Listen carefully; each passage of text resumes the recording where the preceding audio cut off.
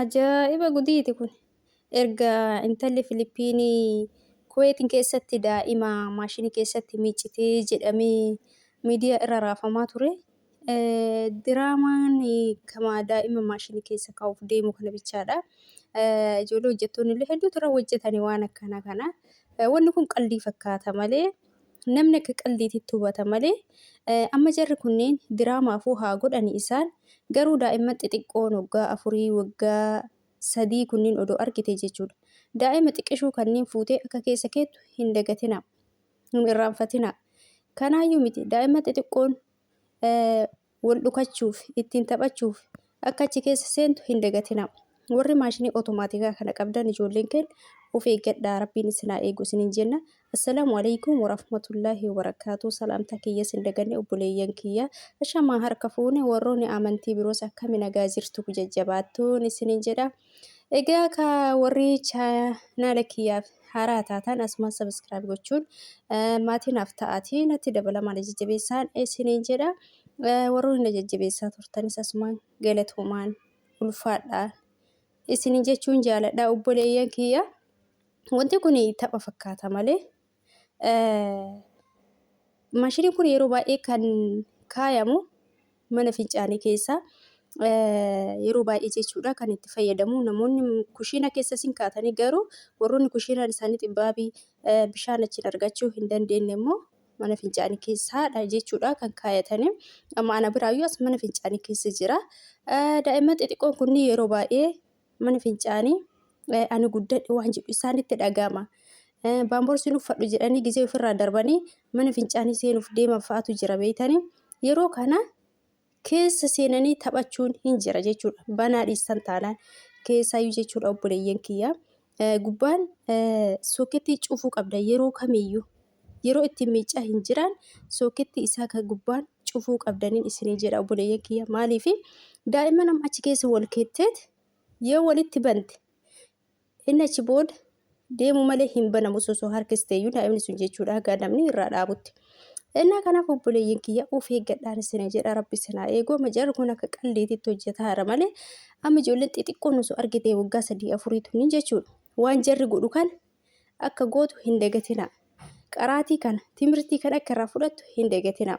Isin jedha obboleeyyan kiyya warri mana namaa keessa jirtan kan isaanii dantaa isaaniitii akka barbaadan haa taphatanii isin garuu rabbi isin haa eegu. Daa'imman mana keessa jirti taanaan maashinii miicaa shinti beetii daa'imman seentu keessa jiraate taanaan sirriitti xinqaaqee godhaan isiniin jechuu jaaladha obboleeyyan kiyya. Maaliif jennaaniin maashiniin kun akkuma salphatti banamuu danda'a.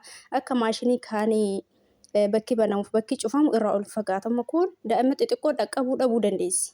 Bakka banamuus jechuudha. Kuni garuu salphaadha keessa seentee ofii cuftee akkas qulfii isaa zoorasifnaan hojii ofii eegaluu bichaadha. Kanaaf immoo warri ijoollee qabdan warri mana fincaanii keessatti itti fayyadamtan warri daa'imman mana fincaanii san keessa seentu isinii galee xixiqqoo bichaayyuu miti. Tammaan xiqqoo gurgurdattee waggaa 4-5 kunniinuu jechuudha. Waan isaan beektu akkanuma keessa seentee waanuma keessaa baatu seetii. Tuuyyoo keessa seensiftee tuun duuba itti cuftee gubbaan maashina san biccirtee jechuudha qulfii isaa. Inni zooruu bichaadha. Sanii achi kaan namni sun maal akka ta'u daa'imni sun maal akka ta'u beekan isin jedha obboleeyyan kiyya. Kanaaf inni kun garuu diraamaadha akka diraamaatitti kan hojjetame. Garuu wanti kun ta'uun isaa waan hin oolleedha jechuudha. Daa'imman amma osoo argite waan jarri godhu kana godhuuf yaalan isinii galee. Daa'imman isaanii immoo waan ati goote kamuu sirraa baratan si afoo yoo deeman si hojii yoo deeman akkuma daa'imman keenya callisaniituma waan ati goote san waan hin xiinxalline hin se'in sirriitti xiinxallu waan ati gootu jechuudha. Waan ati hojjettu jechuudha. Sirriitti xiinxallu waan hunda isaa. Amma fakkeenyaaf daa'imti xiqqoon kunniin akkaataa jarri itti haasa'u bilbila uumamu kanneen fuudhanii gurra qabatanii riimootii televezyiinii kanneen fuudhanii gurratti qabatan haala isaan hakkeessan argatanii waan isaan godhan kana hunda godhan. Mana kana keessa ijoollee amma wajjin jirtu waan hunda waan ati gootu hunda gooti. Akkaataa itti haati meekaappii dibattu bakka waanuma hunda irraa qaraati jechuudha. Bakka waan ati godhaa ooltu sirraa baratti. Kanaaf obboleeyyan kiyyaa keessattuu yeroo of jalaan hin deemina daa'imman isaanii bakka kanaa kana deemtan of jalaan hin deemina akkaataa isaa hin agarsiisinaa isin jedha. Keessattuu elektiriikii irraa cufaa gara gubbaatiin yoo dandeettan sooketti irra baaftanii lafa kaa'uu qabdan isin jedha. Fannisuu qabdan yookaan malee of eeggadhaa rabbi isin haa eeguun isin jedha obboleeyyan kiyyaa. Dhugaa baay'ee ulfaata. Wallaahi baay'ee ulfaata. Jarri garuu fakkeessuuf akkana goote sarraatanyaan jechuuf akkana goote jechuuf erga intalli Filiippiinaa suni maashinii keessatti daa'ima miicite jedhaniitiin baay'ee miidiyaa kanarra raafamee baay'ee uummata raboota hunda naasisee diraamuma kanarra jira jechuudha. Kanaaf isin warri daa'ima qabdan warri maashinii kana fayyadamtan maabraatii onnoo irraa cufuu hin dagatinaa isiniin jedha obboleeyyan kiyya. Waanuma fedheeyyuu haa ta'u irraa cufadha isin. Yeroo ittiin fayyadamnetti cufaatii dhiisaan isiniin jedha.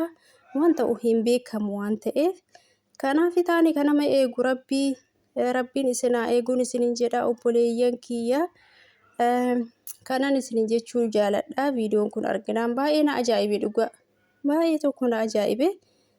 Bakka hin beeku natti dhagahame gama kiyyaan garuu kana gochuun isaa